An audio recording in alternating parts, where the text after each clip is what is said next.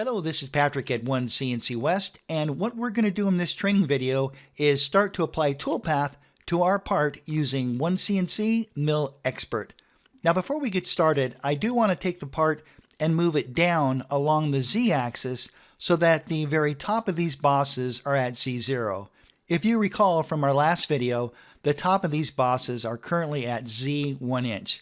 So to move something, to rotate something, or to scale something, you need to select the geometry first. I'm going to hit the letter S on the keyboard and simply left click on our model. Once we've done that, we can select the Move command, and from there, over here within the command manager, we can type in an incremental distance to move the part. Now, if you don't see your incremental input fields, simply just take your cursor and left click where it says plus inc. That will expand the dialog box, and now you can type in incremental values. I'm going to type in -1 inch. Once I've done that, I can click OK, and then right-hand mouse click. Now, to deselect the geometry, you can click the Deselect Entities button right here. That looks great. Now, if you want to, you can verify the top of these bosses by using our Verify tools. Take your cursor down into the lower right-hand corner, open up the Verify browser, and you can use the very first option. So we're going to left-click that.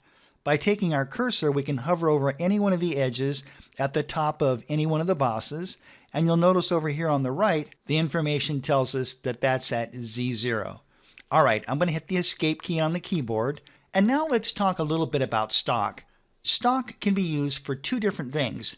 You can use stock to help confine toolpath, and you can also use stock within toolpath simulation. In fact, you can use the same stock geometry to do both. In this example, we're going to create two types of stock. We're going to create wireframe stock to help contain the toolpath, and then we'll create a solid model to represent the stock that can be used within toolpath simulation. Let's first define some stock to help constrain the toolpath. I'm going to head back over to the command manager, and from there we're going to select the line tool. I'm going to use rectangle. Now you can use coordinate input for this, but to speed things up, I'm just going to grid point snap. I'm going to left click, drag my cursor down and to the right, and once I'm happy with this second location, I can left click, and when we're done, we can right hand mouse click. So this stock is going to be used to help confine the toolpath. Now let's create the solid model to represent the stock for our toolpath simulation. Let me demonstrate. Let's say that we're going to be machining this out of a piece of stock that's 1 inch 500 thousandths thick.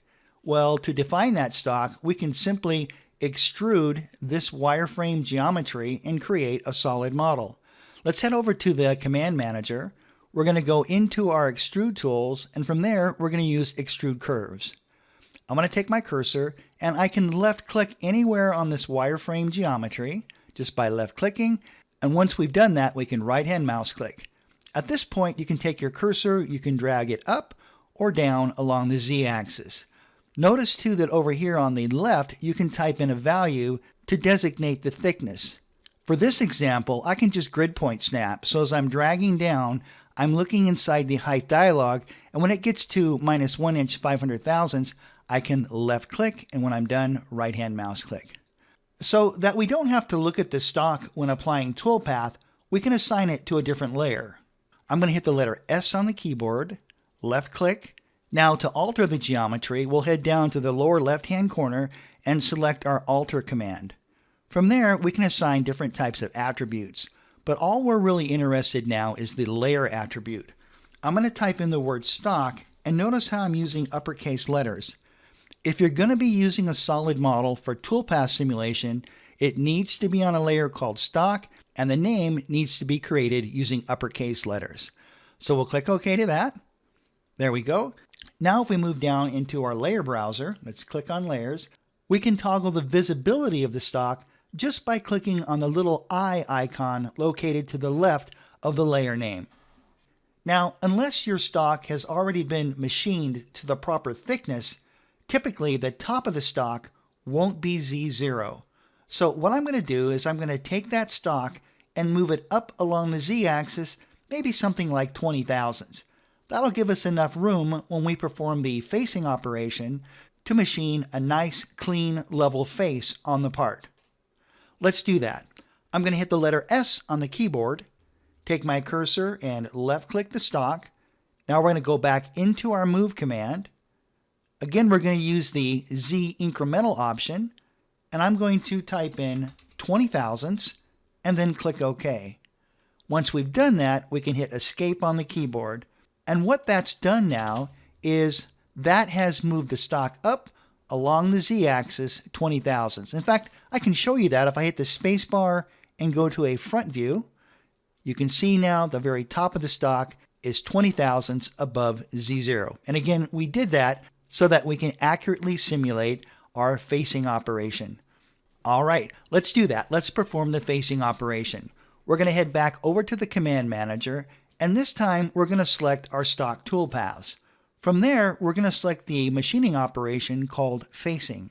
Once we've selected the machining operation, if we look in the lower left-hand corner, OneCNC wants us to select the boundary of the facing operation. I'm going to left-click the wireframe boundary and then right-hand mouse click.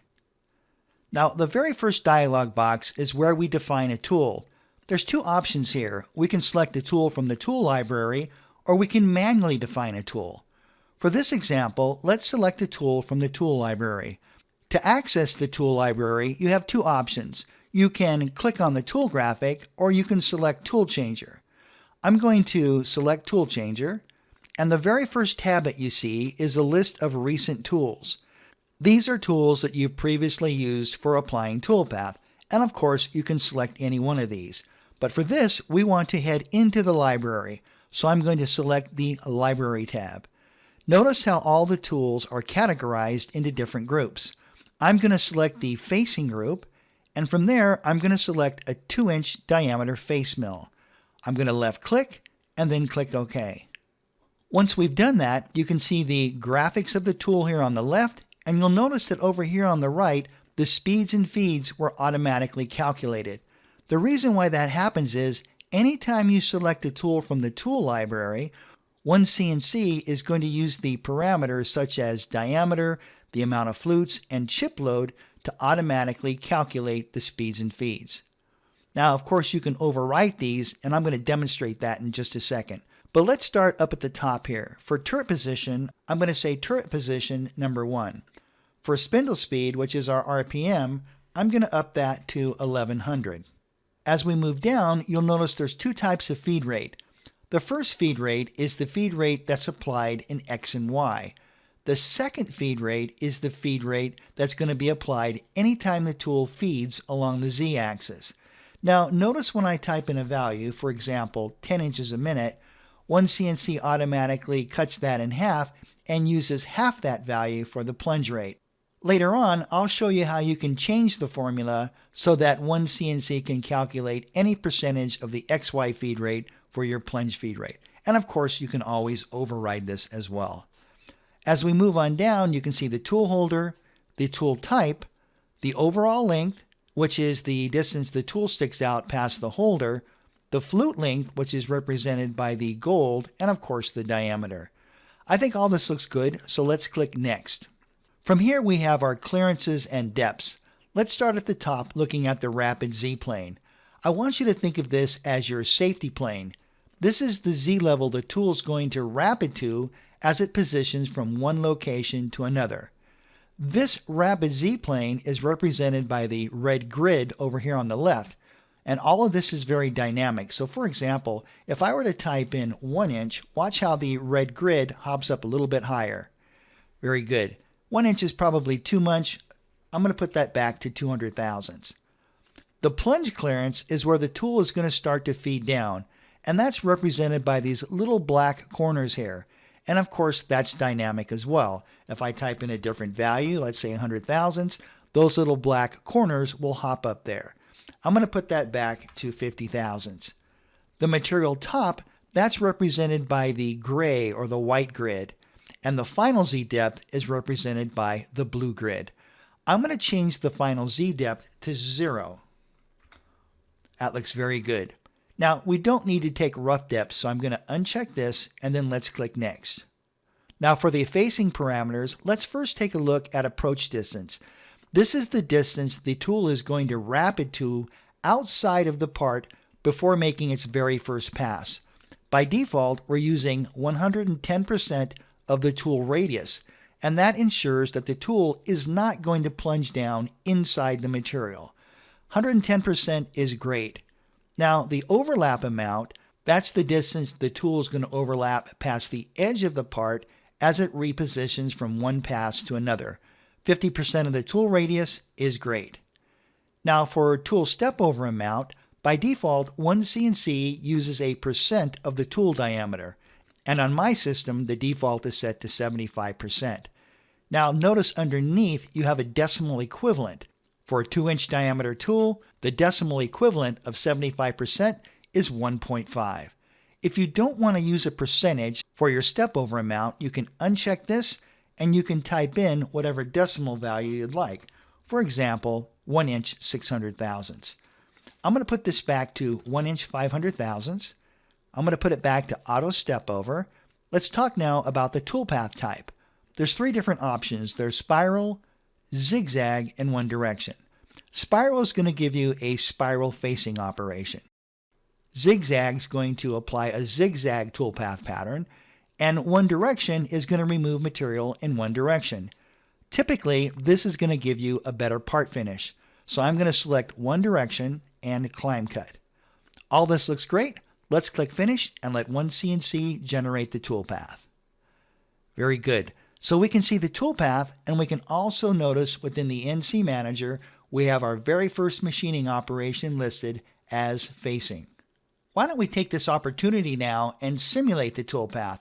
We don't really need to see the stock to do that, so I'm going to turn our stock layer off. I'm going to right-hand mouse click on the toolpath group, and from there, we're going to select Simulate Rest.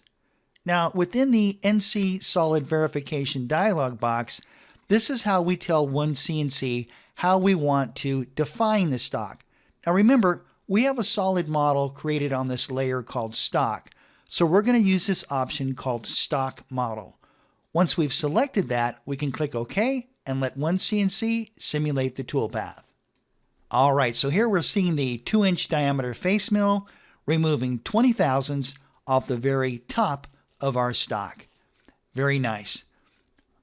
All right, let's exit out of the toolpath simulation by clicking on the little X in the upper right-hand corner, and let's apply a roughing operation.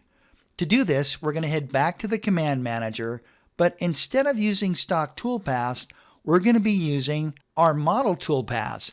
These toolpaths have the ability to recognize solids and surfaces.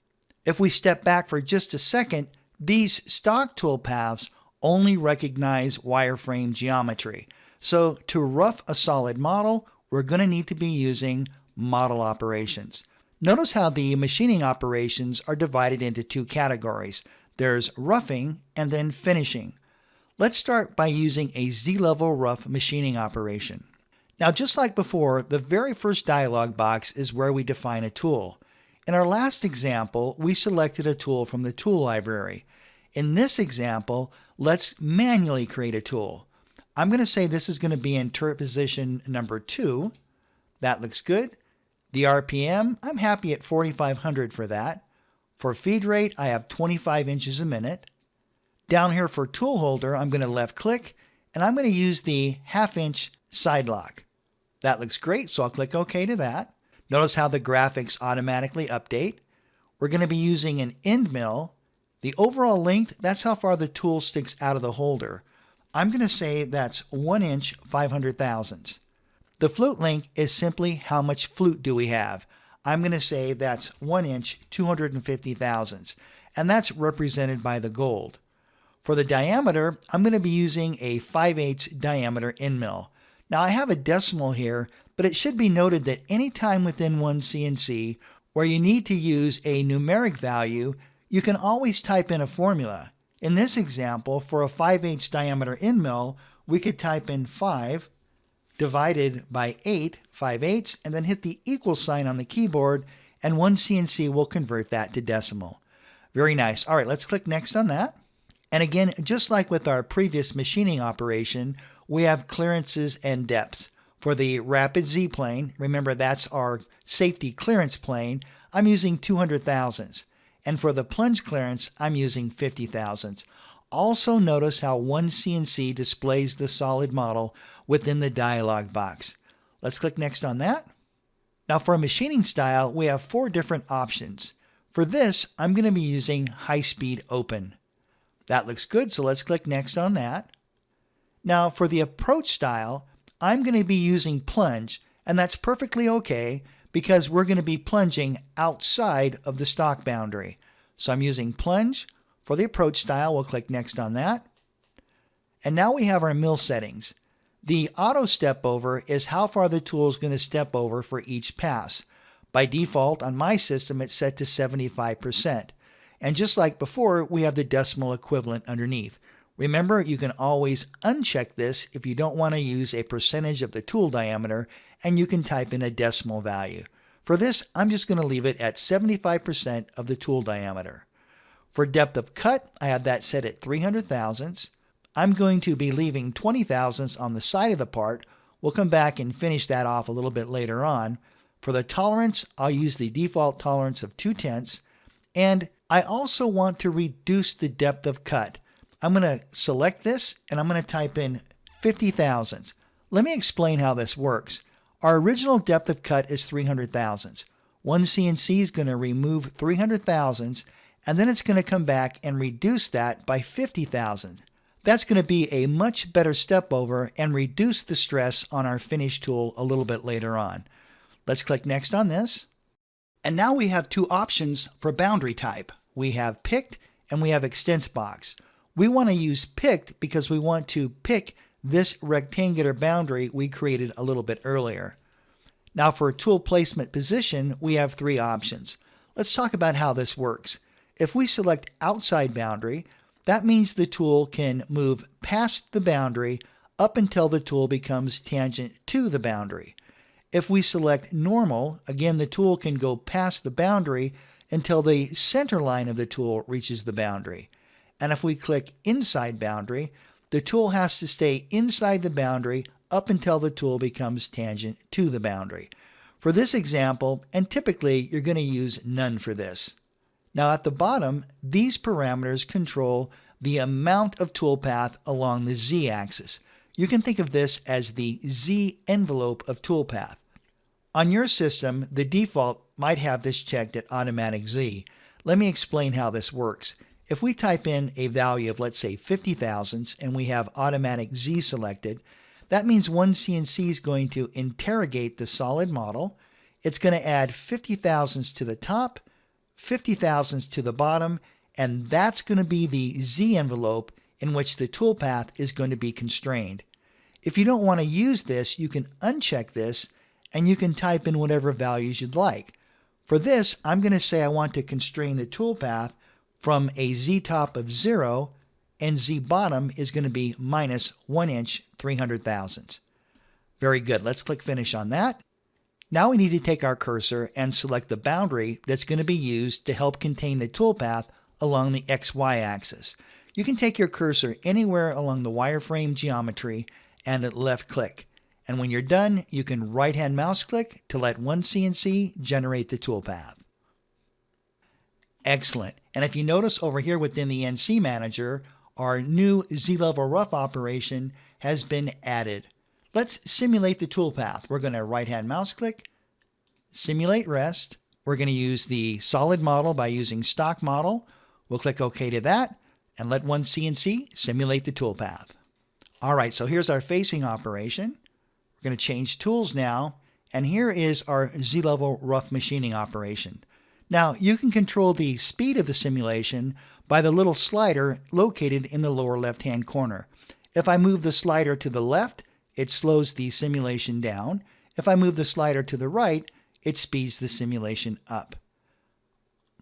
Also note that during the simulation, you can rotate, you can zoom in and zoom out, and you can also pan. Very good. So there's the result of our very first toolpaths, our facing operation and our Z-level rough operation. All right, that's it for this video. Thank you so much for watching, and I look forward to seeing you in the next video.